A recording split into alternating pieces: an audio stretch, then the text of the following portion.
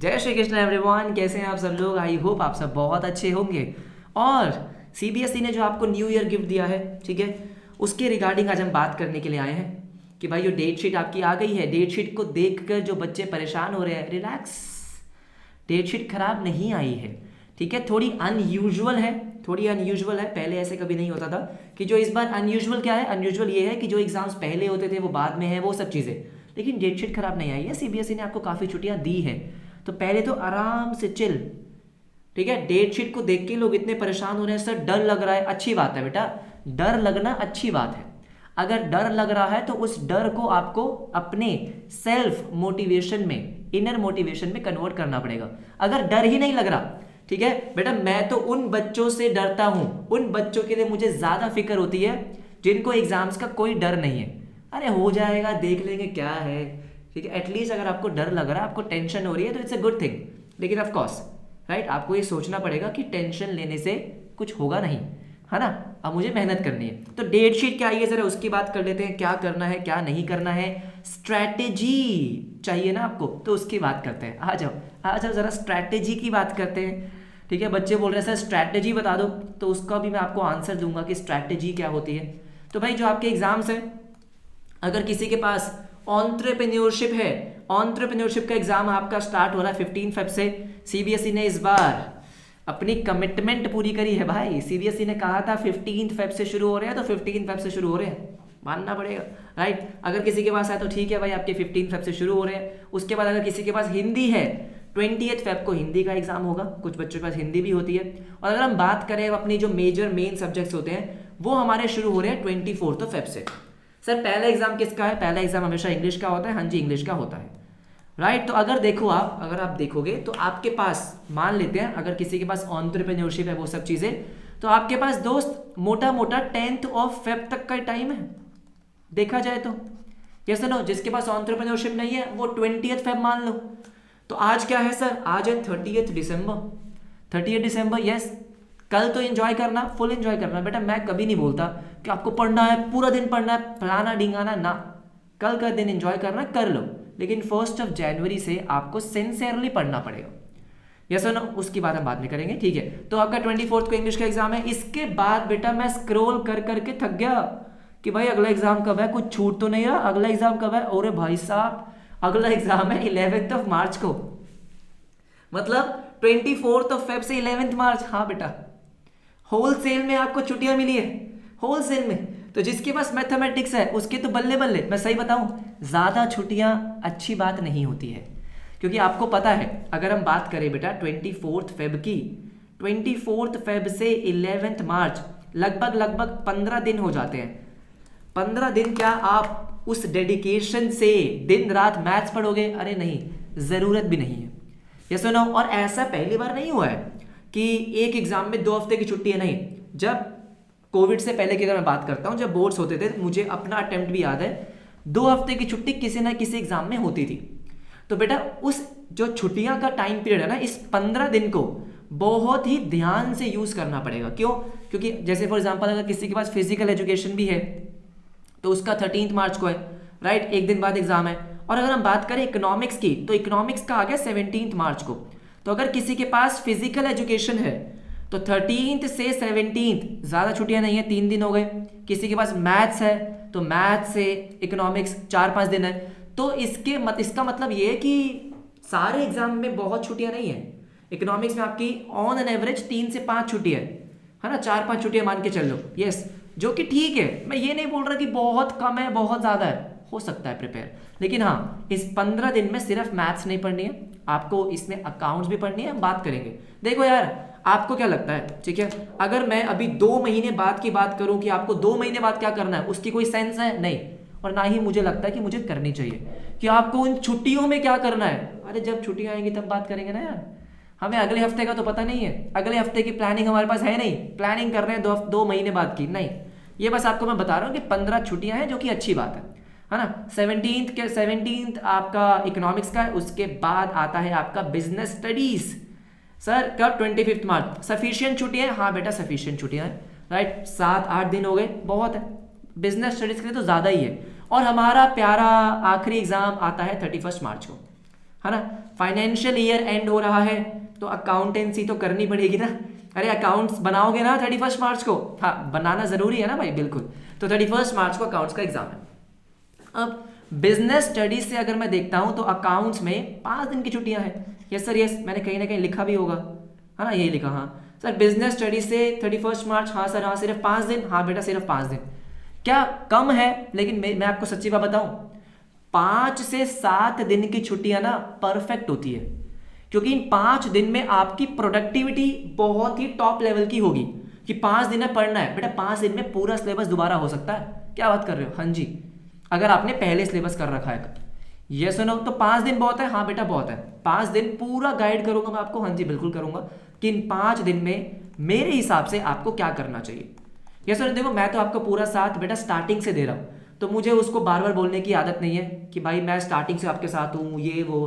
पढ़ना आपको है, मैं अपना काम कर रहा हूँ, मैं अपना कर्म कर रहा हूँ, आपको अपना कर्म करना है, पढ़ना आपको है। मैं सिंपल सी बात बोलता हूँ, ठीक है, कि कोई टीचर कोई इंसान आपको मोटिवेट नहीं कर सकता अगर आप खुद ही मोटिवेटेड नहीं हो। और आपकी मोटिवेशन क्या होनी चाहिए कि क्या आपको अगले 3 साल कैसे गुजारने हैं। सर मतलब देखो, 12th में पढ़ोगे उसके बाद CUET अच्छा जाएगा, 12th में नहीं पढ़ोगे CUET अच्छा नहीं जाएगा। CUET अच्छा जाएगा तो अपने पेरेंट्स के पैसे बचाओगे। क्यों सर? क्योंकि आपको किसी अच्छे दिल्ली यूनिवर्सिटी या फिर किसी गवर्नमेंट कॉलेज में अच्छे एडमिशन मिल जाएगा जहां पे पैसे ज्यादा नहीं लगते, जिनकी वैल्यू ज्यादा है, हाँ वहां पे लोग अच्छे होते हैं ऑफकोर्स, यस नो, अपॉर्चुनिटी ज्यादा होती है, पर्सनैलिटी डेवलप होती है। तो ये आप पे आपके ऊपर है भाई, जब तक आपको अंदर से आग नहीं लगेगी तो बाहर कुछ नहीं होने वाला है। ठीक है, आपको अंदर से होना चाहिए कि हाँ मुझे अच्छे कॉलेज में जाना है। नहीं पढ़ोगे पेरेंट्स के पैसे खराब करोगे, ठीक है, उनको डिसअपॉइंट करोगे, अपसेट करोगे, जो कुछ उम्मीद उनकी बाकी है, राइट, कुछ आपसे उम्मीद कर रहे हैं तो भाई कुछ तो कर लो, पढ़ लो, राइट। तो अगले जो मैं बोलूंगा 45 to 50 डेज है। देखो आपने पूरे साल क्या किया है, वो तो गया, पास्ट नहीं बदल सकते सर, जो हो गया वो हो गया, मौज मस्ती करी, जो मर्जी करा, ठीक है। लेकिन क्या अभी इन 45 to 50 डेज में आप कुछ कर सकते हो? Of course, right sir. इसकी स्ट्रैटेजी बता दो बेटा। अगर आप मुझे स्टार्टिंग से फॉलो कर रहे हो तो मैं कभी भी किसी स्ट्रैटेजी में बिलीव नहीं करता हूं, क्योंकि स्ट्रैटेजी आपकी खुद की होनी चाहिए। मैं आपको यहाँ पे बताऊं 5 दिन अकाउंट्स पढ़ लो, 4 दिन इको पढ़ लो, 3 दिन बिजनेस स्टडीज पढ़ लो, नहीं, आपको देखना है कि आपका सब्जेक्ट कौन सा स्ट्रॉन्ग है, कौन सा वीक है। देखो अगर आपने अभी तक सिलेबस कवर नहीं किया है तो मैं आपको बोलूंगा कोशिश करो 15 जैन मैक्सिमम अपना सिलेबस कवर करने की।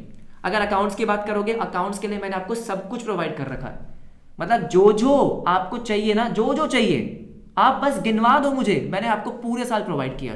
डिटेल्ड वीडियोस दी है, रिविजनरी वीडियोस चल रही है, वन शॉट दिया है, MCQs की प्रैक्टिस चल रही है। इसके अलावा तो और क्या ही चाहिए?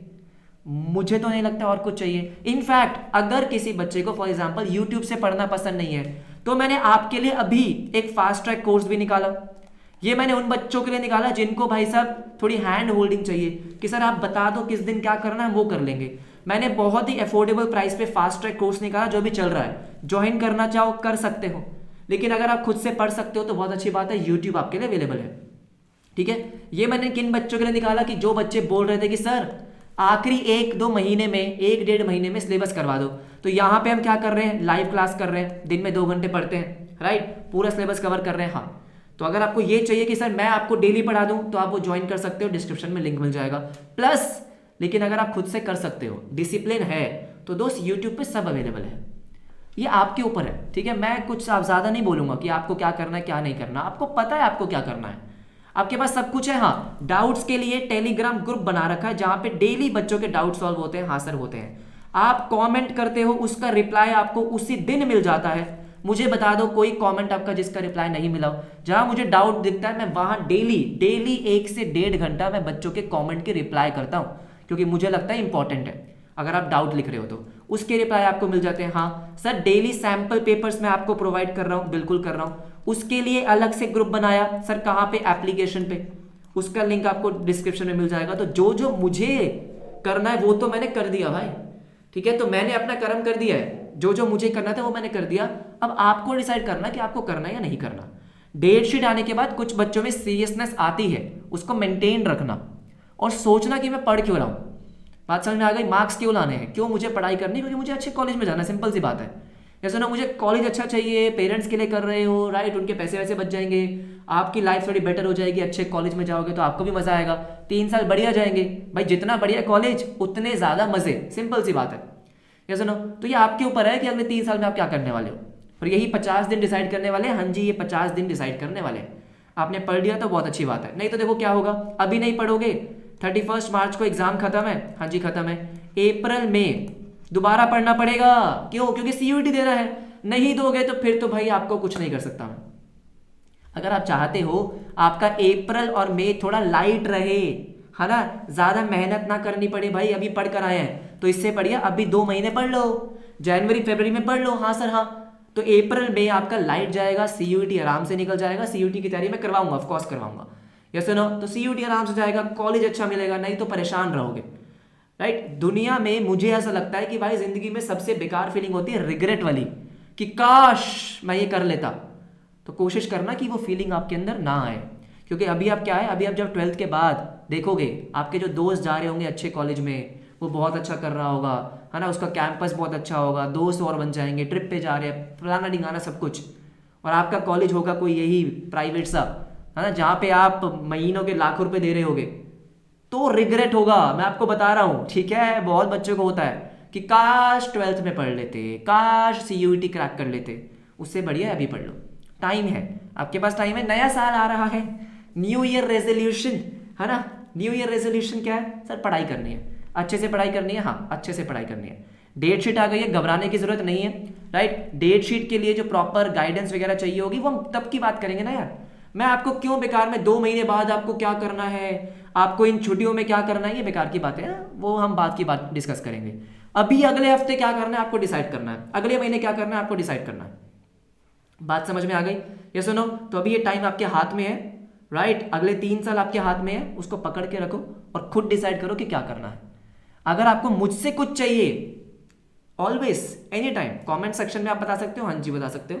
इंस्टाग्राम पे मैसेज कर सकते हो, इंस्टाग्राम पे मैं बच्चों की रिप्लाई करता हूँ बेटा, मैं तो हर जगह रिप्लाई करता हूँ जहां जहां मुझे दिखते हैं मैसेज, ठीक है। मुझे लगता है अगर स्टूडेंट मुझसे कुछ पूछ रहा है तो ये मेरा तो मतलब मेरी ऑब्लिगेशन है कि मुझे बच्चों के रिप्लाई करने ही करने हैं। तो आप मुझे कहीं भी मैसेज करोगे, आपको हो सकता है एक दिन लेट हो जाए, लेकिन रिप्लाई जरूर मिलेगा, 100% मिलेगा, अगर जेन्युइन मैसेज आपका होगा तो।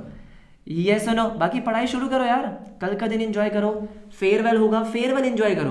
देखो ऐसा कभी नहीं करना कि भाई मतलब किताबी कीड़ा बने हो, कि भाई पढ़े जा रहे हो पढ़े जा रहे हो पढ़े जा रहे हो, नहीं भाई, लाइफ एंजॉय करनी है हाँ, लेकिन बस इतना करना कि जनवरी फरवरी में इंजॉयमेंट थोड़ा कम और पढ़ाई थोड़ी ज्यादा, है ना। ये सुनो, तो पढ़ाई पे फोकस थोड़ा ज्यादा, ये नहीं है कि भाई दिन में 15 घंटे पढ़ने, नहीं, 8-10 घंटे पढ़ोगे बहुत है। फेयरवेल है बेटा, फेयरवेल एक ही बार आता है, एंजॉय करना, कोई दिक्कत वाली बात नहीं है। ऐसा नहीं है कि फेयरवेल में एंजॉय नहीं करना, नहीं जाना, नहीं जाना है भाई, बिल्कुल जाना है। बस इतना मेरा आपसे रिक्वेस्ट है कि कोशिश करो कि सोशल मीडिया से थोड़ा दूर रहो, ये आप जो इंस्टाग्राम पे स्क्रॉल ये करते रहते हो उससे दूर रहो, टाइम वेस्ट नहीं करना है, हाँ। थोड़ा सीरियस हो जाओ अपने आप को लेके, जैसे मैंने बोला कि मेरी बातें कुछ असर नहीं करेगी, 5 मिनट बाद सब भूल जाओगे जब इंस्टाग्राम चलाओगे, ये सुनो। तो जब तक अंदर आग नहीं लगाओगे ना, तब तक कुछ नहीं होगा। तो सबसे इंपॉर्टेंट क्या है कि भाई सोचो, खुद से बैठ के आराम से सोचो कि भाई अब अगले महीने 2 महीने 3 महीने मुझे क्या करना है। ये सुनो, पेरेंट्स के लिए कुछ करना है या नहीं करना है, ठीक है। मैं तो हमेशा बोलता हूँ कि भाई सबसे बड़ी मोटिवेशन हमारे घर में बैठे हुए हैं, पूरी लाइफ उन्होंने आपके लिए किया है, अगले 2 महीने उनके लिए भी आप कुछ कर सकते हो, ठीक है। उनको भी खुशी मिलेगी कि हाँ बच्चे ने मेहनत करी है, मेहनत करने के बाद रिजल्ट क्या होगा वो बात की बात है, वो हमारे हाथ में नहीं है। बाकी अगर आपको मुझसे कोई हेल्प चाहिए, मैं तो भाई जितना हो सकता है मैं कर ही रहा हूँ, revisionary videos, one shot, MCQs, सब कुछ मैं आपको दूंगा, जो जो मेरे हाथ में है। मैं तो मेहनत कर रहा हूँ, आप भी करोगे, दोनों की मेहनत काम करेगी, रिजल्ट अच्छा आएगा, ठीक है। बाकी अपना ध्यान रखें, सर्दियाँ आ रही है तो ये नहीं कि रजाई के अंदर पड़े हुए हैं, ठीक है। थोड़ा अपना रूटीन बदलो, जैसे फॉर एग्जाम्पल एग्जाम आपका सुबह है ना बेटा, सुबह 10:30 बजे शुरू हो रहा है, तो कोशिश करेंगे बेटा कि जो 10:30 से आपका 1:30 बजे तक का टाइम होगा, इसमें आप सबसे ज़्यादा पढ़ाई कर रहे हो, इसमें आपको सोना नहीं है, क्योंकि फिर आप अपनी आदत वैसे डाल दोगे तो एग्जाम में दिक्कत होगी, नींद आ रही होगी।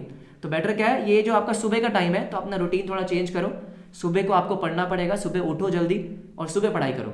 वैसे मैं कभी नहीं बोलता कि सुबह पढ़ो रात को पढ़ो, लेकिन क्योंकि आपका एग्जाम का टाइम ही ऐसा है, तो मैं आपको ज़रूर ये एडवाइस करूंगा कि जो रात को लेट तक पढ़ने वाले बच्चे हैं, थोड़ा रूटीन आपको चेंज करना पड़ेगा, क्योंकि अगर आप सुबह 9-10 बजे उठ रहे हो तो दोस्त एग्जाम का टाइम ये है, आपको अपने ब्रेन को मैक्सिमम प्रोडक्टिविटी पे इस टाइम पे रखना है।